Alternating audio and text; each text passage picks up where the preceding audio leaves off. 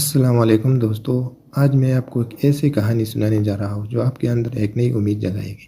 یہ کہانی ہے ایک لڑکی کی جس کا نام تھا سارہ۔ سارہ ایک چھوٹے سے شہر میں رہتی تھی۔ وہ بہت ذہین تھی لیکن اس کے گھر کے حالات اچھے نہیں تھے۔ اس کے والد ایک معمولی مزدور تھے اور گھر کا خرچہ بڑی مشکل سے چلتا تھا۔ سارہ پڑھنا چاہتی تھی، ایک ٹیچر بننا چاہتی تھی، لیکن اسے لگتا تھا کہ اس کا یہ خواب کبھی پورا نہیں ہوگا۔ ایک دن سارہ نے ایک اعلان دیکھا، ایک مقابلے کا اعلان جس میں بہترین مضمون لکھنے والے بچوں کو وظیفہ دیا جانا تھا۔ سارہ نے سوچا کہ کیوں نہ اسے لکھنے میں کوشش کی جائے، شاید یہ اس کے خواب کو پورا کرنے کا راستہ بن جائے۔ سارہ نے دن رات محنت کی۔ اس نے ایک ایسا مضمون لکھا جس میں اس نے اپنے خوابوں، اپنی امیدوں اور اپنے جذبات کا اظہار کیا۔ اس نے اپنے مضمون میں بتایا کہ وہ ایک ٹیچر بن کر بچوں کو تعلیم دینا چاہتی ہے تاکہ وہ بھی اپنے خوابوں کو پورا کر سکے۔ مقابلے کا نتیجہ آیا اور سب حیران رہ گئے۔ سارہ کا مضمون سب سے بہتر قرار پایا، اس سے وظیفہ ملا اور اس کے خواب کو ایک نئی امید ملی۔